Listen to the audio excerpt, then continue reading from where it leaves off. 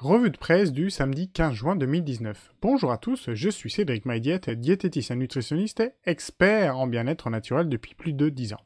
Alors aujourd'hui, je voulais vous parler du magazine Revue de presse du magazine Santé Naturelle, je vais arriver dans ma revue de presse, le numéro 69 qui est le dernier, et qui nous parle d'un sujet intéressant entre la douleur et les émotions. Donc là, vous pouvez voir la première de couverture, comme on dit, sur le numéro 69, qui est vraiment très intéressant comme magazine. Alors, le titre c'est Douleur, émotions sont-elles liées? Alors, tout ce qui est dit est important et est écrit de manière assez grosse. Donc, je vais tout simplement vous dire des titres. Je vais en rajouter un peu dans les centres émotionnels. Et après, vous verrez que peut-être vous procurez le magazine ou même écouter un livre audio gratuitement. Alors, ce que je lis là dans le premier encadré, c'est tout simplement, on a tous, plus ou moins, besoin de donner du sens à ce qui nous arrive, de trouver des causes à nos maux et à nos malheurs. Qu'est-ce que l'émotion? Comment se traduit-elle dans le corps? Quel lien entre émotion et douleur ou maladie? Eh ben voilà, ça vous dit tout simplement les rapports qu'il peut y avoir entre les douleurs et les émotions. Dans ce premier titre qui est vraiment très parlant, il faut savoir que même les maladies infectieuses sont fortement reliées à l'état émotionnel ou à la météo interne. Effectivement, vous allez voir que dans l'autre titre qui suit, exactement, la ténacité et l'efficacité des cellules du système immunitaire baissent considérablement en cas de stress chronique, anxiété ou colère sur une longue période. Ça, on l'a déjà remarqué. Effectivement, on sait maintenant qu'un stress, on savait le stress notamment, hein, mais l'anxiété ou la colère, on va dire un mal-être de manière globale sur une longue période, va diminuer énormément le système immunitaire. Donc, tout ça pour tout simplement compléter. Dans cette partie-là, dans les centres émotionnels, je vous mettrai le lien du livre audio Tout va bien, coécrit avec le docteur Mona Lisa Schulz, qui explique vraiment en fait quel est le lien direct entre les émotions et les mots. Alors, il faut savoir que là, elle nous parle simplement de l'émotion la plus principale. Qu'est-ce que ça veut dire? En fait, l'émotion la plus principale, c'est notamment la sécurité.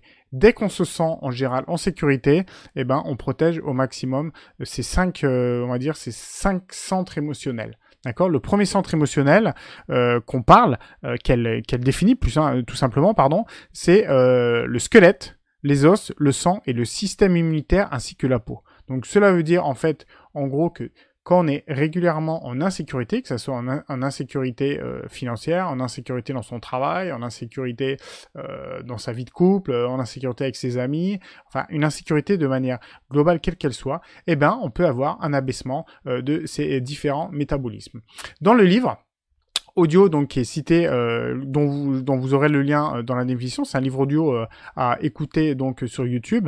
Eh ben, elle parle également de cinq autres centres émotionnels qui sont qui ont également un impact sur les douleurs tout simplement. Donc voilà, c'était tout simplement pour vraiment faire un lien, vous initier, on va dire, que les émotions et les douleurs sont très souvent liées. Juste pour rappel, je suis diététicien, mais je traite également de manière énergétique les allergies et les intolérances ou les hypersensibilités. Et la plupart du temps, quand il y a une intolérance ou une allergie qui est apparue de manière assez inopinée, eh ben, la plupart du temps, il y a eu un choc émotionnel. Donc, ça recoupe, tout simplement un peu le lien entre douleur et émotion. Évidemment, les allergies ou les intolérances, c'est pas une douleur, mais on va dire c'est une pathologie, c'est une affection qui est apparue suite à une émotion un peu forte. Je vais vous parler de mon exemple tout simplement. J'ai eu une intolérance, on va dire, au fer. Qu'est-ce que ça veut dire? C'est que moi, je voulais donner mon sang et il y a quelques années, on m'a dit mais non, vous pouvez pas donner votre sang parce que vous avez un manque de fer. Et un manque de fer parce que je fixais, comme on dit, mal le fer. Et en médecine énergétique, on considère que quand on ne fixe pas le fer, eh ben, on a une intolérance au fer. Et avant, j'avais jamais eu ce problème. C'est pour ça que j'étais fatigué, mais je me suis jamais dit j'ai un manque de fer parce que c'est vrai que chez les hommes, c'est très rare d'avoir un manque de fer. Et qu'est-ce qui s'est passé quand j'ai regardé un peu sur mes émotions? tout simplement, j'étais en train de manger avec des couverts en fer, et à ce moment-là, je savais que mon père était hospitalisé, et on m'a appris en fait le décès de mon père tout simplement à ce moment-là. Et qu'est-ce qui s'est passé dans mon corps? J'ai une grosse décharge émotionnelle, et j'étais en contact avec du fer, et mon corps a associé donc le fer à quelque chose qui était mauvais, parce qu'il était directement en contact au moment où j'ai eu cette décharge, cette forte décharge émotionnelle. Aussi bien vous, si ça vous étiez arrivé et vous étiez en train de manger, je ne sais pas, par exemple une pomme, vous auriez pu faire une intolérance à la pomme. Comme vous n'en auriez pas pu en faire. Ça, c'est propre à chacun. Mais tout simplement pour vous expliquer qu'il y a vraiment un lien entre les émotions, les douleurs, les infections, les pathologies dans la plupart du temps. Voilà, j'espère avoir été clair un peu, notamment dans mon exemple, et vraiment vous dire qu'effectivement, la plupart du temps, quand on arrive à mieux gérer une émotion en interne, il se peut que la douleur ou la pathologie qui en découle, sera également mieux traitée, si on peut le dire.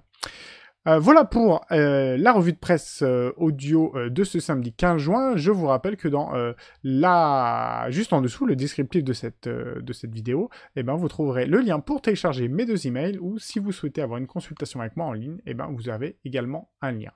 Je vous souhaite un très bon week-end et une très belle semaine, et à la semaine prochaine. Au revoir!